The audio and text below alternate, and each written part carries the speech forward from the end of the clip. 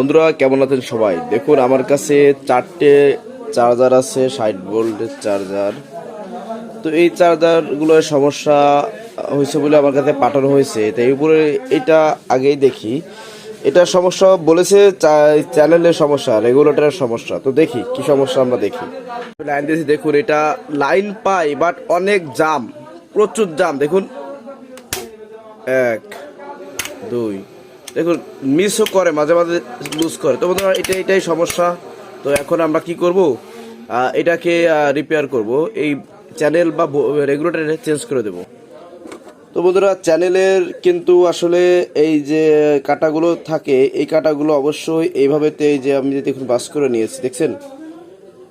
দেখুন এই যে যেমন ভাঁজ করে নিয়েছি, এটাকে ভাঁজ করে নিয়ে দুটোকে সুন্দরভাবে শোল্ডার দিয়ে প্রথমে ঝালাই করে নেবেন। আমিও নেব। বন্ধুরা এটা আমরা চার্জার খুলে নিয়েছি। আজকে আমরা একদম সাধারণভাবে করব, ঠিক আছে? যারা নতুন তাদের জন্য খুব সুন্দর হবে, ভালো হবে। তো প্রথমে দেখতে হবে কোথা থেকে কারেন্ট ঢুকছে। বন্ধুরা এই যে পিনটা দেখছেন, এই পিনটা থেকে আমাদের কারেন্ট ঢুকছে। তাহলে আমরা কি করব, এই তারটা খুলে ফেলবো এই রেগুলেটর দিয়ে। আজকে আমরা কোনো তার আলাদা আলাদা করে চ্যানেল চেঞ্জ করব না। আজকে ডিরেক্টলি আমরা যেমন খুলবো তেমন লাগাবো, কারণ আমার অডিয়েন্স সবাই এক ধরনের না। কেউ আছে খুলে সম্পূর্ণ তারপরে লাগাবে, কেউ আছে একটা খুলবে একটা লাগাবে। তো আজকে যে বন্ধুরা আমার যে অডিয়েন্স আমার একটা খুলবে একটা লাগাবে, আজকের ভিডিওটা তার জন্য। তো বন্ধুরা এটা হচ্ছে আমার কারেন্ট ঢুকবে এবং এই চ্যানেলগুলোর থেকে হচ্ছে আউট হবে। তো এর জন্য আমাকে কী করতে হবে, প্রথমে 1 নাম্বার খুলে আমারও 1 নাম্বার লাগাতে হবে, কারণ এটা তো 0, এটা বাদ যাবে। তাহলে আমার 1 নাম্বার এখান থেকে হবে। তাহলে বন্ধুরা দেখুন আমি এই যে 1 নাম্বার খুললাম, খুলে এখানে একটু পেস্ট লাগিয়ে নেবো, জ্বালাইটা ভালো হবে। 1 নাম্বারটা খুলে এবার আমি 1 নাম্বারে জোড়াবো, মানে ওইটার থেকে একটা খুলবো, এটার থেকে একটা খুলবো। ধরে নিন আমি কপি করতেছি, পরীক্ষায় নকল করতেছি। কিরকম, যে ওর যা লিখতেছে ওটা দেখে দেখে আমিও লিখতেছি। তো আজকে নকল করব, ধরেন এটা থেকে এটা নকল করব। প্রতিদিন তো সবগুলো খুলে ফেলি, তারপর এক এক করে লাগিয়ে দিই।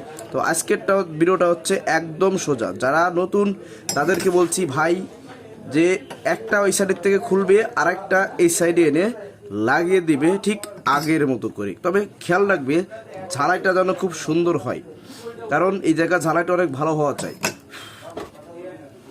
ঠিক আছে?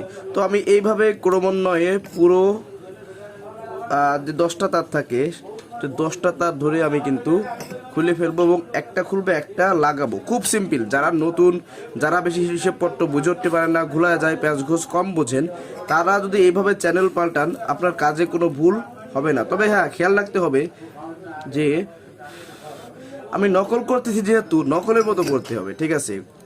নকল যেহেতু করতেছি, নকলের মতোই কিন্তু আমার হতে হবে। তো বন্ধুরা এইভাবেতে পুরো পুরো চ্যানেলটাই আমার লাগাতে হবে। তো যারা নতুন, বারবার বলতেছি, তাদের জন্য ভিডিওটা অনেক উপকারী আসবে।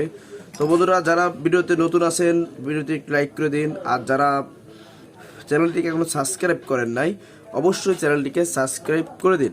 আর যারা অলরেডি সাবস্ক্রাইব করে দিয়েছেন, তো বন্ধুরা তাদেরকে অসংখ্য অসংখ্য ধন্যবাদ। তো বন্ধুরা দেখতে থাকুন।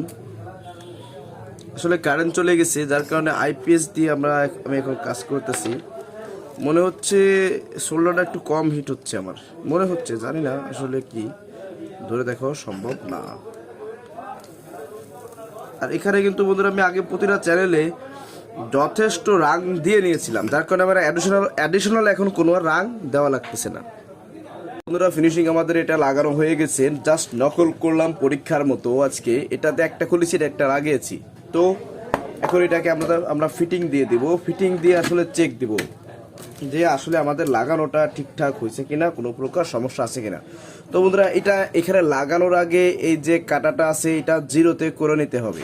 0-তে করে নিয়ে তারপর ওই লেভেলে নাটটিকে টাইট দিলে খুব সুন্দরভাবে মিলে যাবে। তাহলে 1-এ 1, 0-ই 0 হবে, ঠিক আছে বন্ধুরা? তো দেখুন আমি এটাকে এইভাবে পজিশন করে রেখে, এইটাকে এই যে দেখুন এই তীর চিহ্নটা আমি 0-ই রেখে তারপরে হচ্ছে নাট টাইট দেব।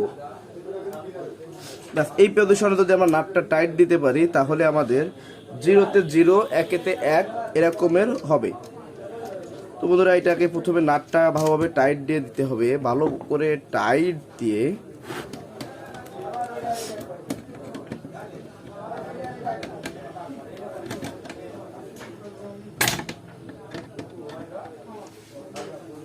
বন্ধুরা আমি টাইট দিয়ে দিলাম। এরপরে এই যে এই যে নবটা আছে, নবটা আমি সুন্দরভাবে লাগিয়ে দিব। এটাকে লাগিয়ে দেওয়ার পরে আমরা আসলে লাইনে দিয়ে চেক দেবো যে আসলে আমাদের লাগানো কোনো সমস্যা আছে কিনা, ঠিকঠাক হয়েছে কিনা। বন্ধুরা এখন আমরা এটাকে চেক দিব, এর জন্য আমি মাত্র জাস্ট বোঝার জন্য একটা কম ওয়াটের 60 ওয়াটের বাল্ব নিয়েছি, এখানে লাইন দিয়ে দিয়েছি সিরিজে। এখন আমি 1 নাম্বার চ্যানেলে দেবো। আমাদের একটা কথা আগে বলে রাখি, আমরা যে 1 নাম্বার চ্যানেল দিয়ে বাতিটা একটু জ্বলবে, 2তে দিলে আর একটু বেশি, এরভাবে 10 পর্যন্ত আস্তে আস্তে আস্তে আস্তে বাড়বে। আর এভাবে যদি আমরা বুঝি না এইভাবেই বাড়তে, তাহলে আমরা বুঝে নেব যে আমাদের লাগানোটা ঠিক আছে। তো আমরা প্রথমে একটা কাটা দেবো, 1 একটু জ্বলছে, 2 একটু বেশি জ্বলছে, 3 আরও বেশি, 4 5 6 7 8 9 10। দেখুন বন্ধুরা এখন সব থেকে বেশি জ্বলছে, এমনকি চার্জিং বাতিটাও জ্বলছে, তার মানে বোঝা যাচ্ছে যে প্রচুর পাওয়ার ক্রিয়েট করছে।